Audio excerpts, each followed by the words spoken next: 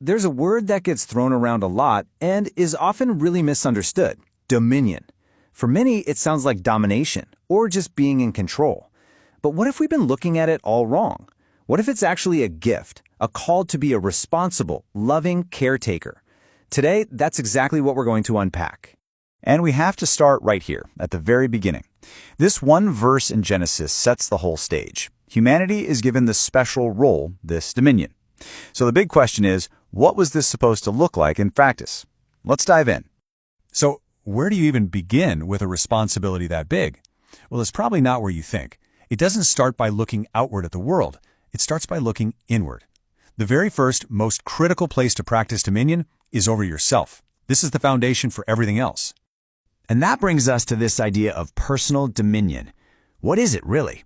It's the principle that you can't truly lead or care for anyone or anything else until you've learned to govern yourself, your own spirit, your thoughts, your reactions. It all starts at home, inside you. Proverbs gives us this incredibly vivid picture to help us understand. Someone who can't rule their own spirit is like a city with its walls completely crumbled. Just take a second and imagine what that would be like. I mean, a city without walls is totally exposed. It's defenseless, it's chaotic, there's no safety. And that's the image we're given for a life without self-control. It's an internal state of vulnerability and disorder. But on the flip side, when a spirit is ruled by peace, by that self-governance, it becomes a fortress. It's a place of strength, security, and stability. And that right there is the goal of personal dominion. So how do we get there? How do we build this internal fortress? Well, Scripture actually gives us a pretty clear roadmap. First, as we just saw, you have to rule your own spirit. Second, you bring your body, your actions, into alignment with your goals. And third, you actively cultivate temperance, or self-control, which is even called a fruit of the Spirit. Okay, so once that inner foundation is solid, the circle of care naturally gets bigger. It expands to the people closest to us, our household. You could really call this the heart of dominion. And this famous declaration from Joshua is really the mission statement for the family. It's not a passive hope, it's an active choice. It's saying, this is our direction, this is our purpose, together. It gives the whole family a North Star. And this family leadership really comes down to two key things. In Deuteronomy, it's about diligent teaching, weaving these principles into the fabric of everyday life. And then in Ephesians, it's about nurture, creating a loving, safe, and supportive home where everyone can grow. And you can probably guess what comes next. When you have a strong individual and a nurtured family, that positive influence just can't be contained. It naturally spills over into the community, becoming a blessing to the wider world. You see, the idea here is that all this inner work isn't meant to be hidden away. We're called to be a light, to live in such a way that our good works, our peace, our love, become a visible example that can actually illuminate the path for others. So what does that light look like in the real world? Romans gives us some very practical advice. It shines through genuine brotherly love, just being kind to people. And it shines through a deep commitment to live peacefully with everyone, as much as it depends on you. That's what positive influence is all about. Now, let's bring this all full circle, back to where it all started. The next sphere of our stewardship is creation itself.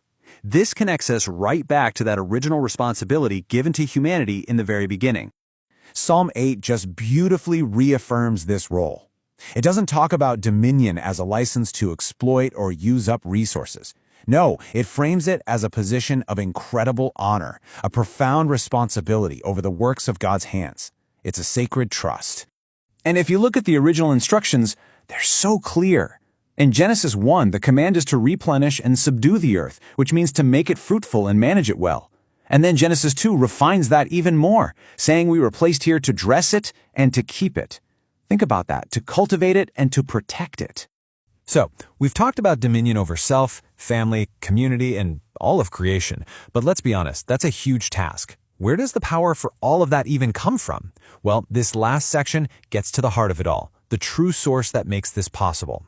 And this is what we might call spiritual dominion. It's this beautiful idea that the ability to manage ourselves and care for everything else, well, it's not something we have to muster up on our own. It flows from a direct connection with the Most High, who gives us authority, love, and a clear mind. Think about it. So often, our default setting is fear, right? But what we're given is something completely different.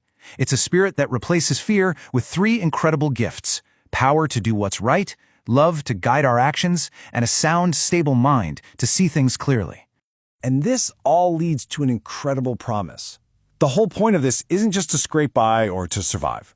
The purpose of following this pattern of stewardship is to unlock a more abundant life, a life that is truly full, rich, and overflowing. So let's just recap this beautiful pattern. First, dominion is given to us as a gift. To use it right, self-mastery is absolutely required. From that solid foundation, our families can be guided and our communities can be shaped by our light. And we have to remember, the authority for all this flows from the Spirit, leading to true fulfillment which comes from being in alignment with Him. And at the end of the day, what's the ultimate result of living this way? It's not a heavy burden, it's the complete opposite. It's the fullness of joy that can only be found in His presence. And that, right there, is the pattern. It's a blueprint for living a truly full life, not through force or control, but by exercising a gentle, righteous stewardship in every single area, starting with our own spirit and moving out to our family, our community, and creation itself, all while walking closely with the Most High in His amazing loving kindness.